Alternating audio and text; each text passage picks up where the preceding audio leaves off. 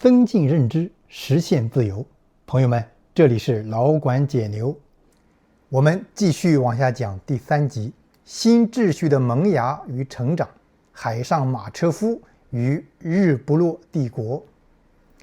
一条咸鱼造就的帝国。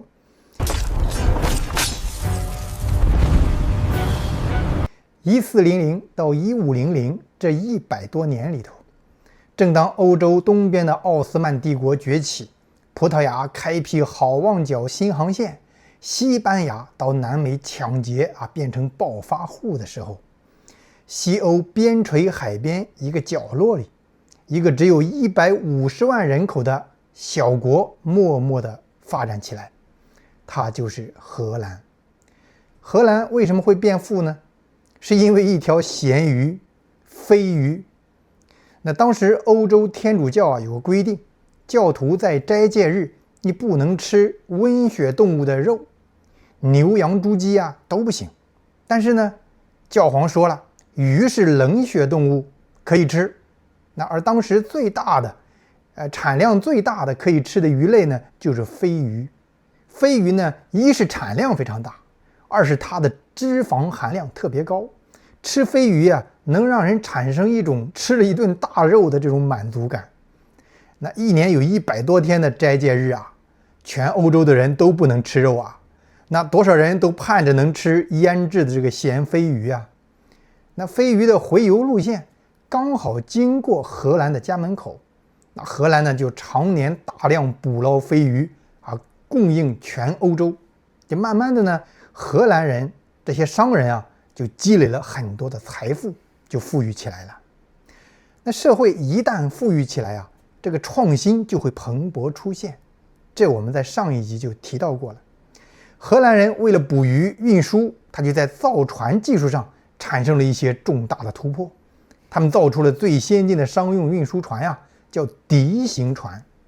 这个船肚子很大能装很多这个货物，同时呢甲板又很窄。那为什么要甲板窄因为当时运输航线要经过波罗的海出口，那个地方呢被丹麦控制着要交过路税。交税多少呢？就按照这个甲板的宽窄来交。那荷兰这个船的设计，它交的税就只有别的国家的几分之一于是呢，各国都喜欢买荷兰船，而荷兰呢就把这个造船业做成了一个巨大的优势产业。其中特别重要的一项技术就是用风力锯木机大家都知道荷兰是风车王国，对吧？那些风车很多都是锯木机用来锯这个木板来造大船。那这在动力上是个巨大的突破切割木头的效率提高了几十倍。那切割出来的木头厚度一致更加标准化。所以荷兰在没有大片森林，木头都得靠进口的情况下，它的这个工业化、标准化、流水线化的造船工业仍然能够造出来比别人更好、更廉价的船，成本比英国造的船低30%到50%那欧洲各国的订单都飞过来了。那荷兰也因为这个造船工业被称为海上的马车夫。那除了飞鱼贸易，荷兰人还做香料贸易。前面我们提到过了，葡萄牙开辟了好望角的航线，从远东运回来大量的香料运回来之后，他就交给荷兰商人。荷兰呢就把这些香料用他们的笛形船运到欧洲的各地去分销，沿着欧洲的内河一直航行到内地，还有地中海。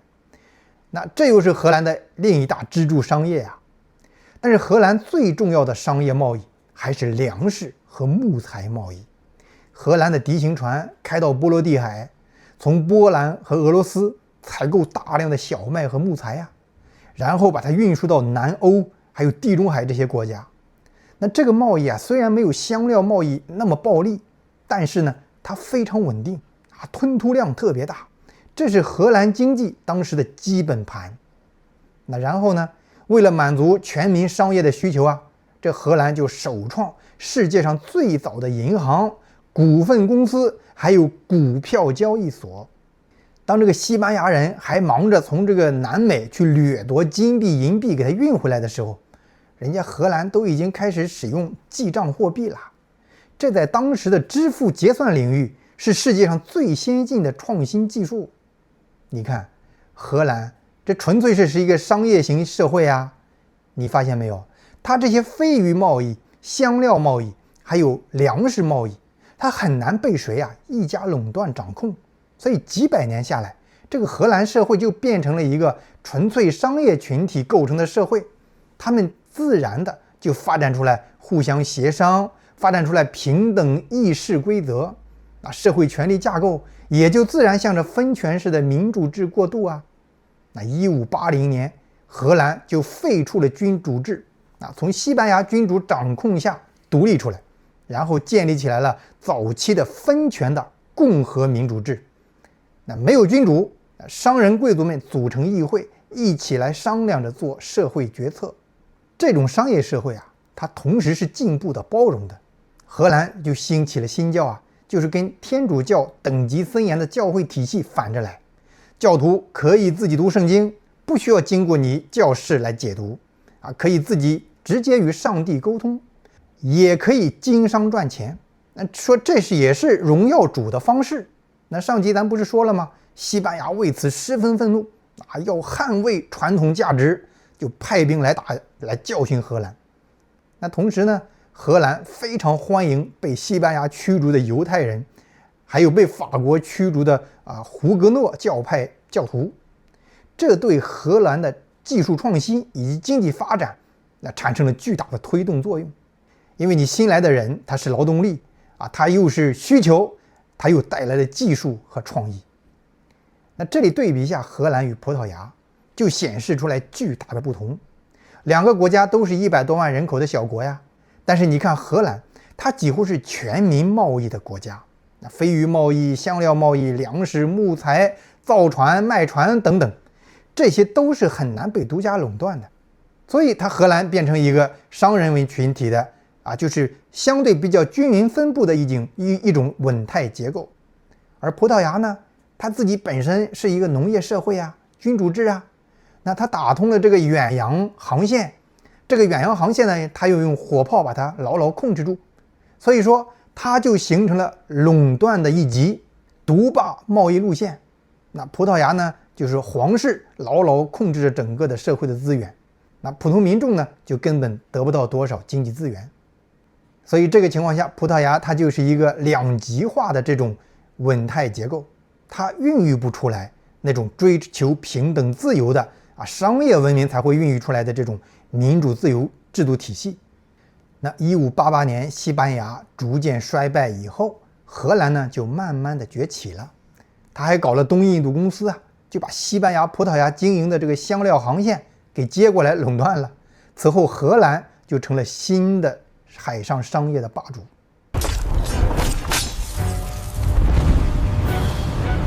一群羊造就的帝国。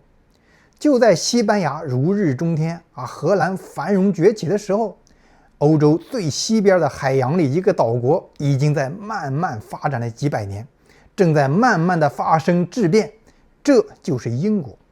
英国这个地方原本是个孤立的农业岛国，但是1100年开始出现了变化，英国开始向欧洲出口羊毛。羊毛是用来做衣服的，欧洲本土的遍地是羊那为什么还要买英国的羊毛呢？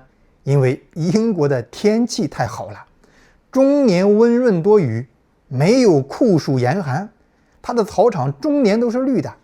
这个羊一年到头它都有青草可以吃，它长出来的毛就特别的细腻织出来的衣服穿在身上滑润舒适。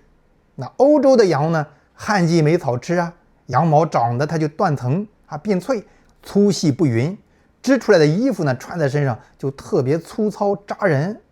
那有这个条件呢，英国人的羊毛就受到欧洲的追捧特别是这些领主贵族们。那么最早开始养羊卖羊毛的是谁呢？是英国的教士教会的教士们还开始研究育种培养出来长毛羊。那于是呢，这个养羊就开始在英国慢慢的传播和蔓延。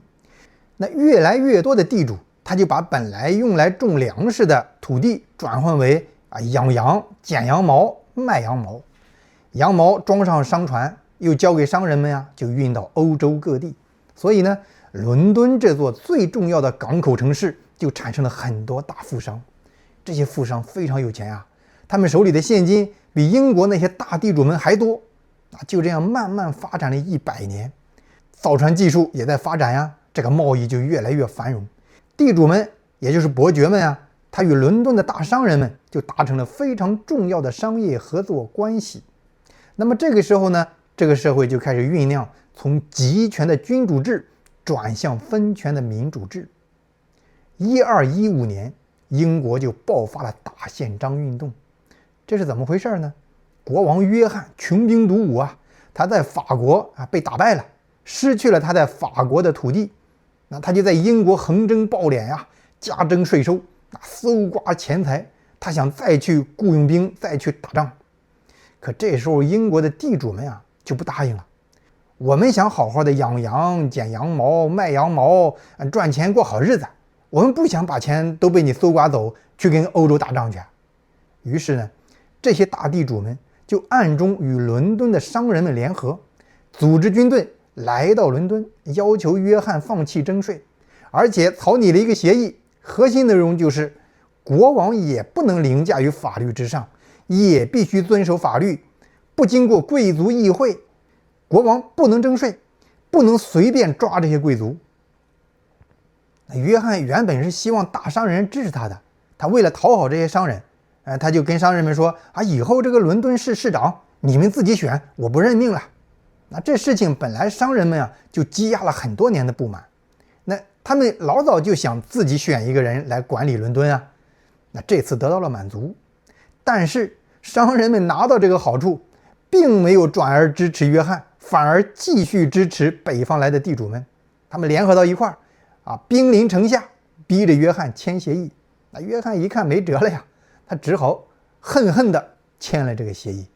这就是著名的大宪章。从那以后呢，国王就被这个协议给约束着了。王在法下这个理念也在所有英国人的内心里头扎根了。那后来总有国王他就想撕毁这个协议，但是你随着这个商业的日益发达，商业群体力量是日益壮大国王都没能成功。比如最典型的就是查理一世，那是1649年的事情了。他想搞绝对专制，就跟议会打起来了，但到最后打不过那这时候商人贵族群体势力已经很大了，最后就把查理一世抓起来，给他斩首了。此后呢，英国的羊毛贸易越发展越繁荣。你还记得我们说1240年以后，蒙古人从这个维也纳撤军以后，欧洲没有了外敌入侵，开始进入了复兴阶段了吗？那人们富裕了也当然对英国的羊毛需求就更多了，那英国就因此更加繁荣。到了1500年左右，羊毛出口是英国出口的90%，是绝对的支柱产业。那这个时候就出现了所谓的圈地运动，羊吃人的运动就大量的土地被这个地主们转为养羊。那很多佃农没活干了他就只好到城里去找工作谋生。最开始英国的羊毛是送到荷兰的弗兰德斯那里有欧洲最精良的高端羊毛纺织作坊。因为当时荷兰最早富裕起来所以技术水平它更高嘛，所以荷兰的织布商当时反而赚了这个利润的大头。英国它只是养羊、剪羊毛，这个土老帽。但这个时候也就是1500年前后，英国开始限制羊毛出口，鼓励把羊毛织成布再出口。那这样就把主要的这个利润留在英国了。一开始难度很大因为你没有技术但是慢慢的它就转移过来了。因为英国尽管当时这个纺织的技术很落后，可是人工便宜其实纺织这个行业它是个高度劳动力密集型的，哪里劳动力便宜，原材料便宜，它就基本往哪里跑。那直到今天也是这样子。你看中国刚刚改革开放的时候，那多少纺织业那在东部沿海地区，后来这些就慢慢的往中部往西部转移你再看东南亚像柬埔寨这种地方，那很穷它到现在还在搞纺织业那荷兰的这个弗兰德斯纺织中心就慢慢的转移到了英国去了。那么就这样呢，英国逐渐富裕起来，技术创新也开始出现。那最重要的创新就是英国人的铸铁火炮技术。那当时的欧洲火炮主要是铜做的，铸铁做火炮很不安全，因为铸铁工业当时很原始，它很容易产生气泡。那你这个铁炮里头有气泡，那一开炮就容易炸膛啊。但是呢，英国缺铜，它有丰富的铁矿，所以英国国王当时就下令，无论如何我们得突破用铁造出大炮这个难题。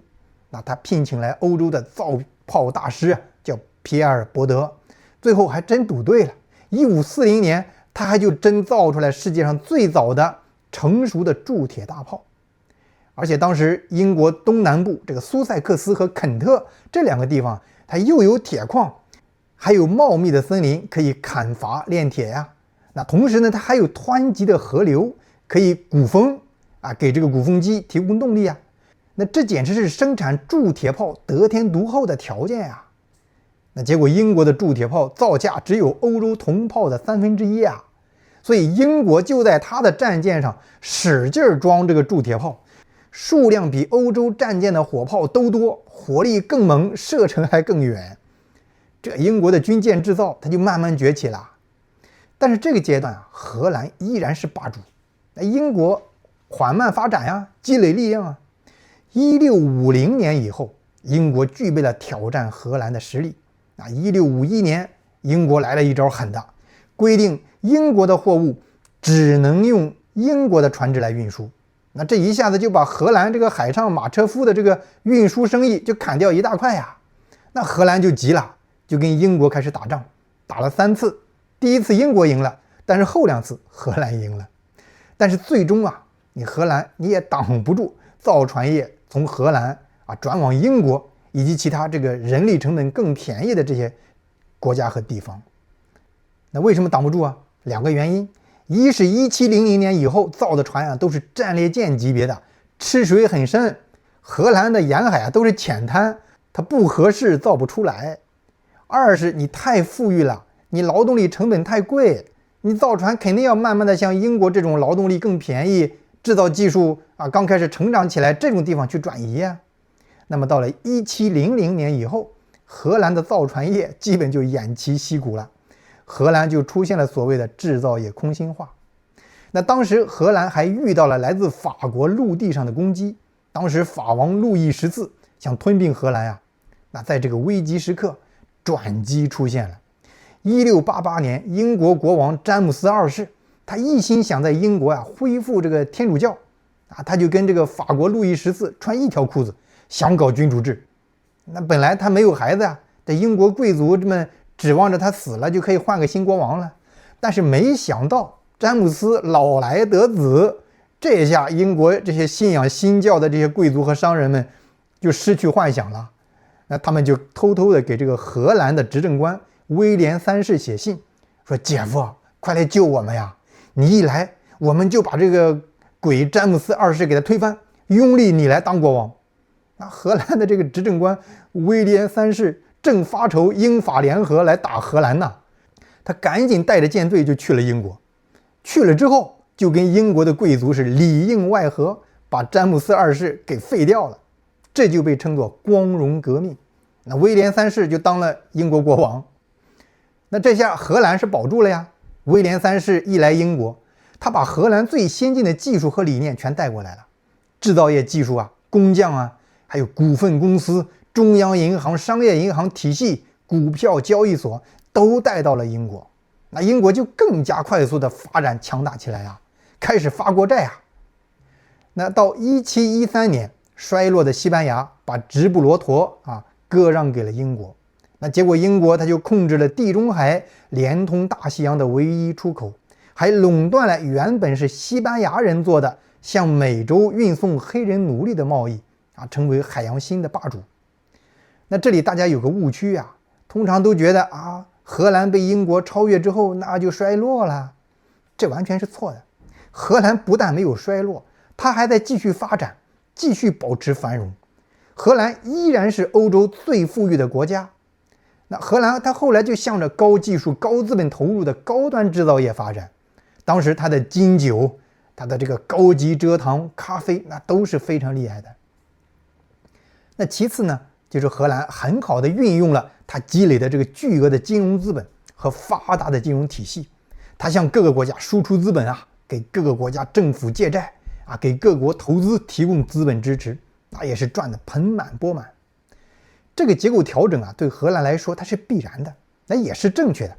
你荷兰已经那么富裕了，人工成本那么贵，你还指望老百姓去做纺织、去干造船这些苦活累活？你说啊，不，我们不能制造业空心化，我们必须得自己干，这不可能啊！你这违反经济规律呀！你发展经济的目的是为了什么？不就是让老百姓过得更舒适啊，更富裕吗？那英国穷啊，他们做纺织、造船，人力成本那么低，你怎么能挡得住呢？而且呢，你荷兰太小了，你只有100多万人口，你再富裕，你也无法对世界产生重大影响啊。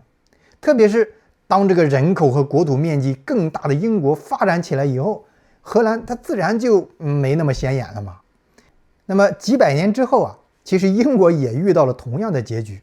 那它相比美国也是太小了呀，你很富裕了呀，那大国发展起来以后，你自然就没有那么大的影响力了。所以你看啊，荷兰它其实并没有衰败，荷兰被英国超越，也不是大力欧说的什么储备货币超发、债务危机造成的，它是一个必然的趋势。你是个小国嘛。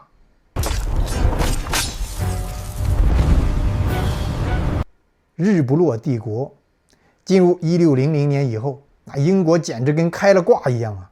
英国的羊毛纺织业已经成为最大的支柱产业。那同时呢，英国的造船业崛起，英国的股份公司、金融业也完全把荷兰的技术搬过来复制成功啊！在商业利润的驱动下，英国手工工业得到了巨大的发展。那个时候还没有机器啊，机器是150年之后的事情啊。那英国当时非常重要的就是世界首创大规模开采煤炭用作能源。那英国当时不是炼铁吗？炼铁当时是要烧木头的，它不是烧煤的。可是全国的木材都被砍得差不多了呀，那其他行业也要烧木头啊，酿酒啊、制糖啊、玻璃啊、制盐、肥皂、五金制造等等。那还有老百姓取暖做饭，那木头就不够了呀，那这个木头的价格就开始飙涨。那英国呢就开始大规模开采煤炭。那煤炭当时不能用来炼铁，因为它里面含硫，而人类当时还解决不了这个脱硫的问题。于是呢，煤炭就成了除了炼铁以外，其他所有需要能源的这个替代方案。此外呢，英国人他在溪流里装了大量的水车啊，荷兰用风车，他这儿用水车，就做动力给这个炼铁提供鼓风啊、驱动磨坊啊、漂洗布料啊等等。那这在当时是非常先进的工业形态啊。英国就这样进入了一个良性发展循环，商业推动工业啊，民众富裕又推动创新，层出不穷，你发展一步步加速，越来越富裕，越来越强。那与此同时呢，英国把贸易的触角伸到了世界的东西两半球。向西，英国人到了北美啊，尤其是加勒比海的牙买加，这里盛产甘蔗，他们把原材料运回英国加工成糖啊。向东，他们到了印度啊，跟莫卧儿帝国做贸易。那时候英国军事实力还不太行，人又少，他不敢轻举妄动。再有呢，就是罪恶的奴隶贸易，把非洲奴隶啊运到美洲去种甘蔗。那在这个过程中啊，你能够看到，一开始商业对外扩张也是很邪恶的，他能抢就抢，能占就占呀。所以我一直说啊，你不要天真的以为商业啊它就很文明，不是的。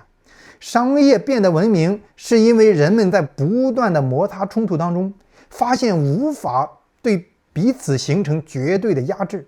用数学语言就是说，它无法形成一种两极化的均衡状态，它只能维系多元化的均衡，最后不得不学会了彼此妥协，这才有了追求平等和自由。1709年，英国终于解决了煤炭脱硫炼铁的难题，然后就替代了木炭来炼铁啊，这一下这个钢铁产量就脱离木材产量的限制了。这个煤炭供应当时是源源不断呀。此后，英国的制造业那更加是突飞猛进。发展到1760年代，那英国那更加开挂了，技术积累、创新积累到了起点时刻，机器诞生了。首先是1760年代的珍妮纺纱机，然后是1770年代的瓦特蒸汽机，随后呢，英国就领先世界进入了机器工业时代。这真是人类历史上波澜壮阔的一个大时代啊！纺织业已经走向了棉纺织，因为羊毛产量太低了。但是美洲种植园产出大量棉花，借助纺纱机，英国的棉纺织业冠绝全球。那蒸汽机更是引发了深刻的革命啊！以前水车是重要动力啊，你工厂只能建到这个山里溪流旁边呀，你现在不用了，到交通便利的地方建厂，大大降低成本。酿酒、制糖、玻璃、五金工具这些制造业突飞猛进。那炼铁技术也在1780年迎来了更大突破，就是铰炼法，让生铁变熟铁。以前它都靠铁匠来敲敲打打，那结果钢铁成本骤降啊，产量暴增，英国人就开始用钢铁建造一切，桥梁、建筑、机器、铁轨，还有令人印象深刻的铁船。从这以后啊，英国在世界上简直是横扫无敌啊，所向披靡啊！英国人的钢铁炮舰开到哪儿都毫无招架之功。我们也看到英国这个时候啊，直接把印度就给占领统治了，对北美殖民地也是毫不手软。那对这两大殖民地征税，英国国力在世界上无人能望其项背，绝对的世界第一霸主。那么你可能奇怪啊，那欧洲大陆那么多国家，人口那么多，怎么都没有干赢英国呀？1600年到1800年这200年，他们都在吃干饭嘛？那这就是大陆农业国的问题了。欧洲大陆在地理上与英国不同啊，英国是小块的岛国，农业很少，商业渗透全岛。那欧洲很大，内陆是大片的农业区，大量的农民和地主啊，它占了欧洲社会的主体。那沿海那些能够做贸易的，比如荷兰，也早就跟着英国一样走上了商业发达之路啊。那意大利、希腊过去也擅长贸易，但是现在地中海已经不是商业航线了。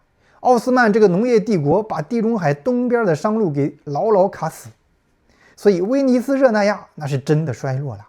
而且呢，欧洲内陆的这个农业社会有更大的人口规模，更强的战斗力啊。地中海这些小型商业社会，比如威尼斯，很快就被内陆的军队来踏平了。那自从成吉思汗的蒙古帝国1240年撤军以后，没有了外部入侵的威胁，那崇尚暴力抢夺的欧洲农业社会就开展了持续的血腥的互相残杀。这是农业社会的特点啊！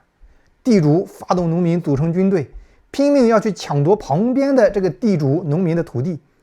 那抢来之后，我就强大了，你就弱小了吗？社会就会进入一种两极化的稳定均衡态。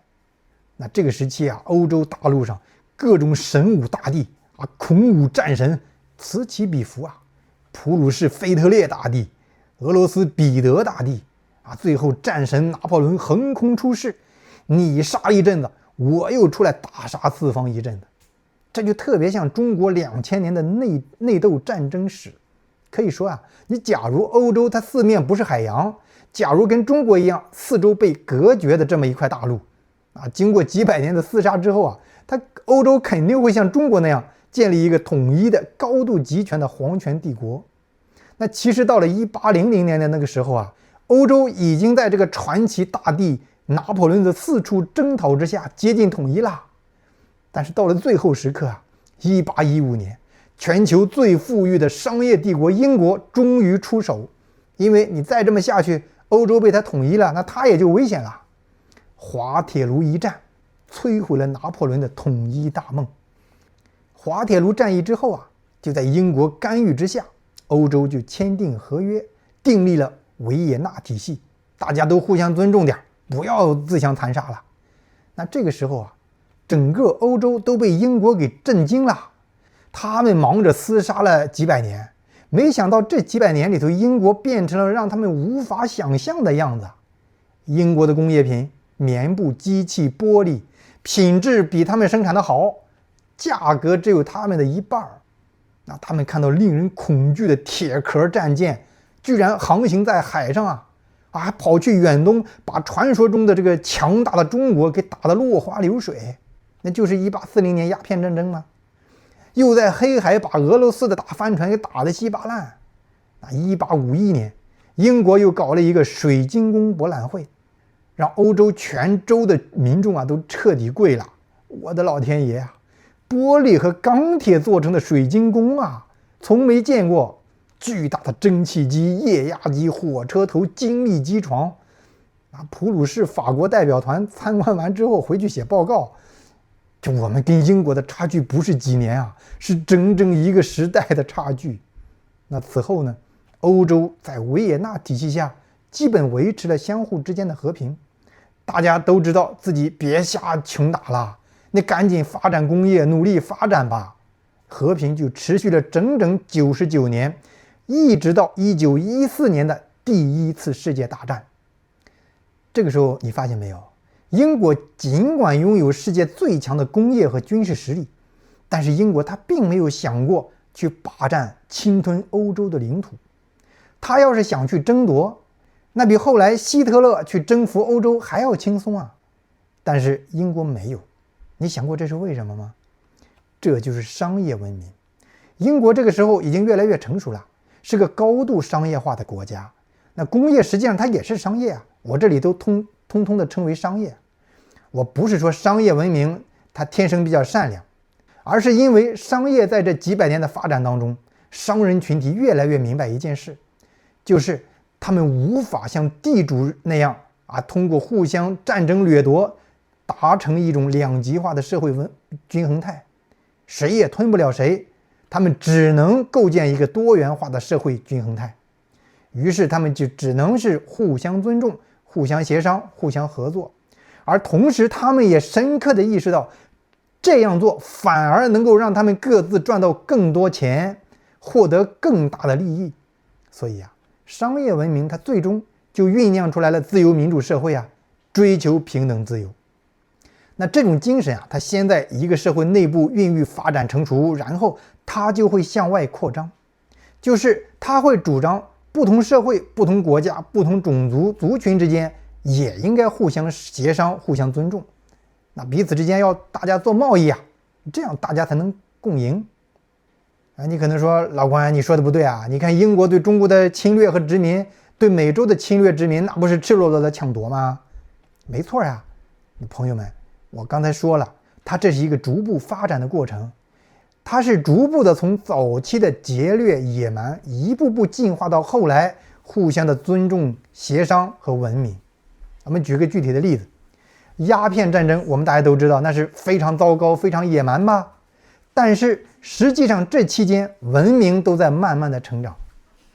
1830到1860年，英国向中国出口这个罪恶的鸦片，但是你知道吗？